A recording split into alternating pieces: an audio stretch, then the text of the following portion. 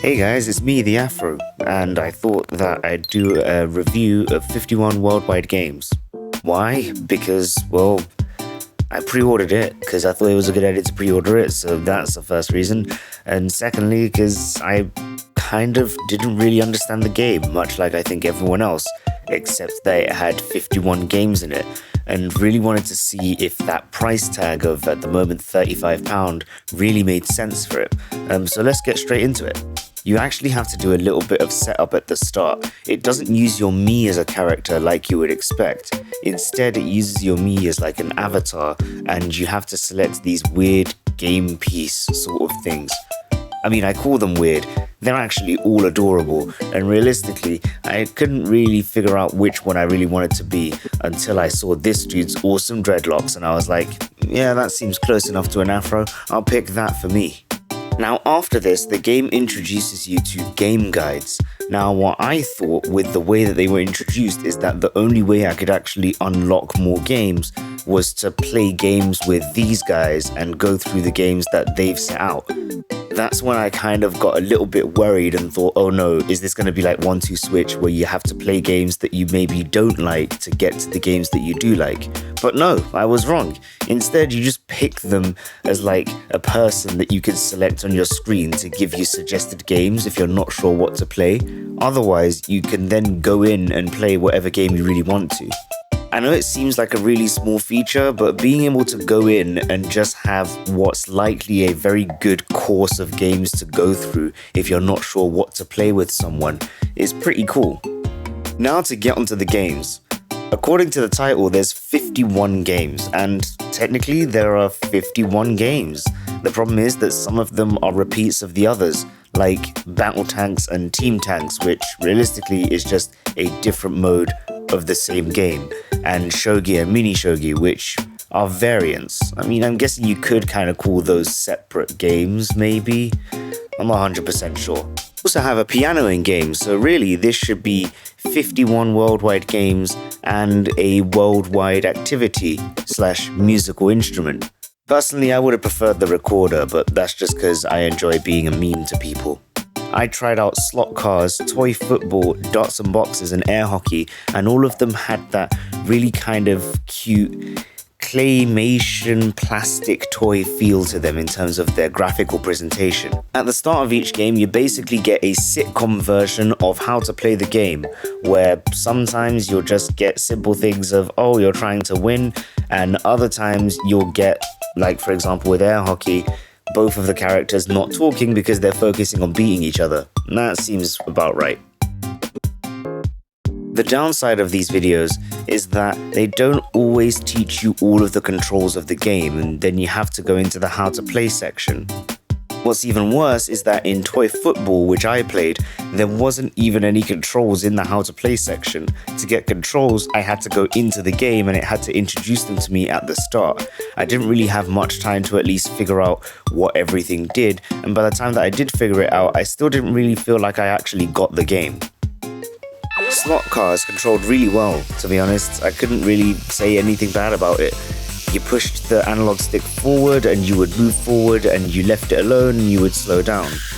I was playing with a Pro controller, so the amount of resistance the Pro controller had really helped me actually regulate my speed a bit easier. But I would imagine using the Joy-Con would feel just as enjoyable. Something I really specifically liked about slot cars is that because it was set inside a house like actual slot cars would be, you had little screwdrivers, little bits of track, and also some coffee mugs just around.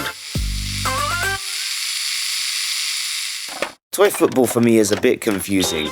Not necessarily because I lost, just because I didn't really understand how it is that I won. I'm not sure whether this is based off of real games and the actual amount of players in the field and the size of the field is correct, but everything just felt a little bit too squished together, and I think that made it a bit difficult for me to actually get the ball through and get some goals in. Also, there were lots of times where the ball was in the corner but not in the corner enough to be put back in, and I'm not sure if there's a nudge option to have the ball go there, but yeah, there you go. That was a bit of an issue. Dots and boxes. Well, this is dots and boxes. If you haven't played dots and boxes before, essentially you draw lines and you try and close boxes to win. As much as this seems like a pretty much only touch control game, it works surprisingly well with a controller. The only gripe I have is that it didn't really feel like the pencil was moving around the screen quickly enough. Maybe being able to hold down B to accelerate the pencil would have been a nice addition to kind of make this feel a little bit snappier, but I don't know, it's a small complaint for a game that's relatively simple but still really fun. Air hockey controls surprisingly well, if not a bit weird. What I kind of thought the controls would be is that you would have the hockey mallet. I figured out it's called a mallet. I thought you'd have that controlled by the analog stick, but that it would snap to the center, so almost like you're pulling and pushing it around your side of the screen. Instead, you use the analog stick to just move it like normal, as if it was like a mouse cursor or something. What's good is that the acceleration of the mallet with the analog stick doesn't feel slow, so it doesn't feel like you're spending ages to be able to get to the other side of your side of the table. Also, you have an A button for a smash, so that way if you want to hit it really hard, you can. Because of the way that I play air hockey, I pretty much mash that most of the time and win. Yay! But what about multiplayer? I mean, playing on your own is pretty good against the computer, but this is a game that really makes sense when you're playing with other people. Online works to let you either play with a lobby with friends or play with a lobby with anyone. I didn't try out the friends option because genuinely I'm not sure who of my friends actually owns this game, but I would assume it would at least work better than how Mario Kart 8 used to work before they did all of the updates, where you just have to hope that you can join a lobby that are friends already in and that there's a space for you to play. Out of all of the games, only 47 support online multiplayer. Surprisingly, Slot Cars isn't one of them, but air hockey is. A downside of online is that it doesn't look like multiple players can use one system to get online. That's a bit of a shame, if I'm honest. I would have really loved to be able to just have me and the I join in with my other two friends, and for us to only have to buy 2 copies of the game to be able to play online with each other.